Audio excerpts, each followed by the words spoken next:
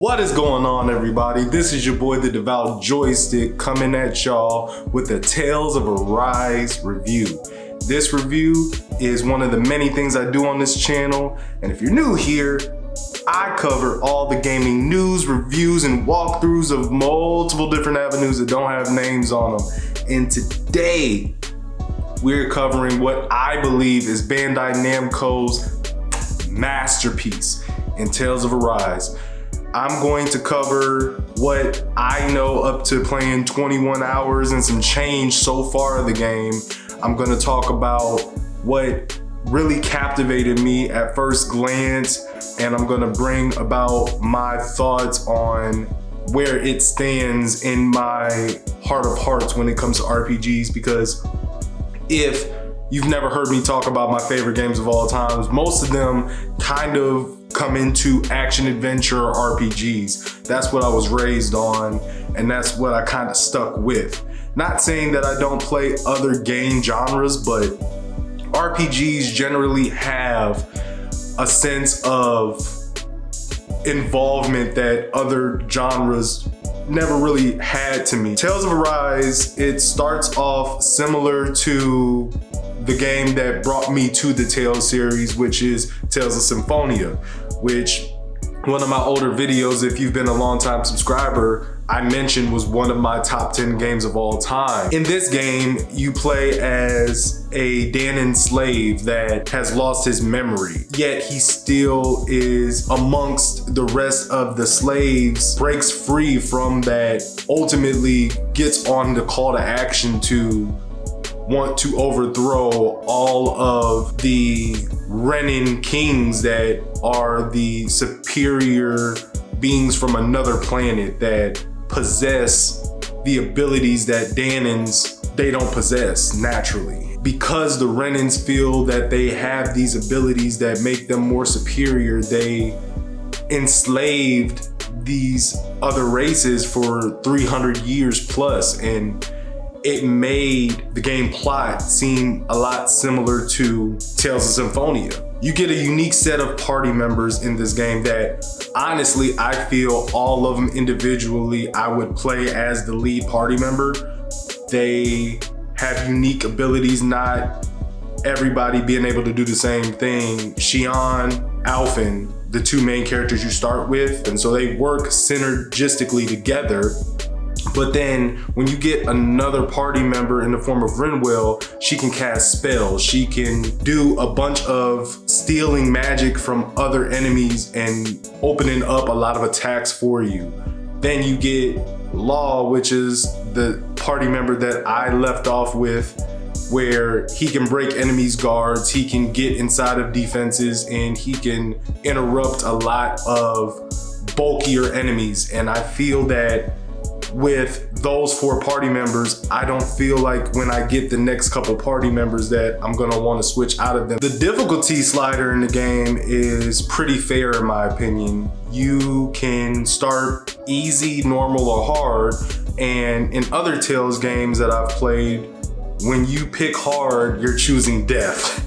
It's very unforgiving, very punishing, and the amount of damage per attack is severely diminished, and the enemies hit you way harder, what difficulty normally is, right? But however, in Tales of Arise, it feels as if I can manage a lot more, even despite the difficulty change. In this series, in this particular game, I have not yet lost a single game that was part of the storyline, and I did not feel overwhelmed at any point. I pre-ordered the game, so it came with some DLC levels, and I grinded and I understood the combat. And what I like most about Tales games is that even if you're brought into a battle that is outside of the overworld, it brings you into a smaller subset of a battle scene. You dodge, you actually won't get hit. There is a reason for your movement. There's a reason for you moving around. I noticed in Dragon Quest XI, they let you move about the area, but if an enemy is about to attack you, you're still gonna get hit. It calculates a different type of evasion stat. So I always liked Tales games that they got outside of that element to let you move about and dodge and try to set up your own combat style. I like that there's something to do in the overworld at every turn. They gave you bigger enemies early on to fight, and you get to choose whether or not you want to fight them.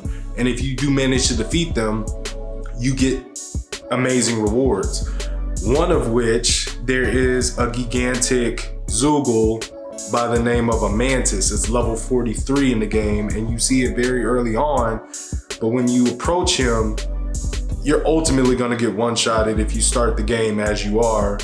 But if you understand the combat and you understand how to move about, you can do that battle and successfully win as early as 10 or level 15. Now, I have 4 party members that was suggested by many articles to be the best suited to handle that enemy, but I'm at level 25 now, and I'm still not really getting through to him, even though I have all the game's main mechanics up to this point. I feel like there's more to the game that I think I'm just gonna try on like New Game Plus or something like that.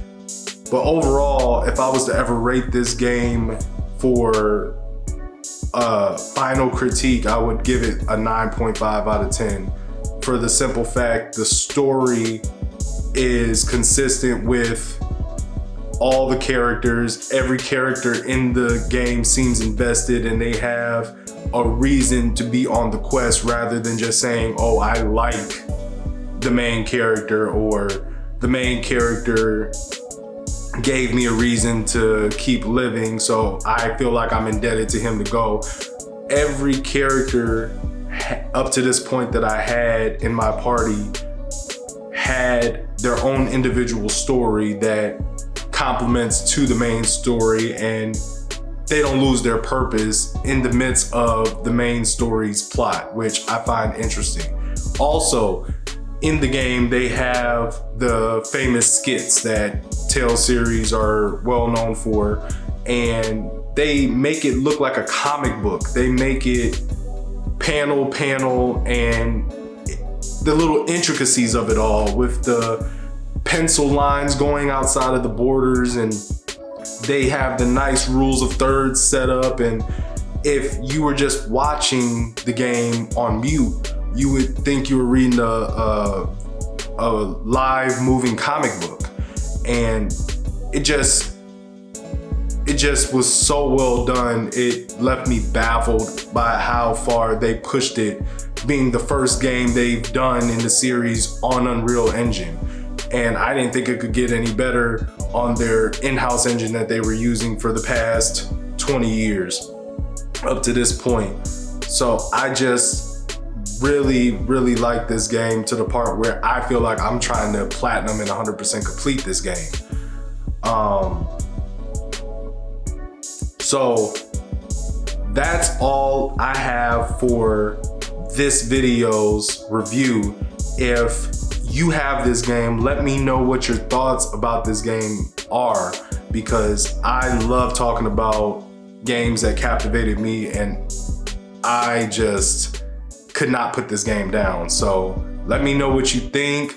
Let me know where you are so far, and what was your favorite part of the game so far that made you get sold on it? Did you buy any of the DLC?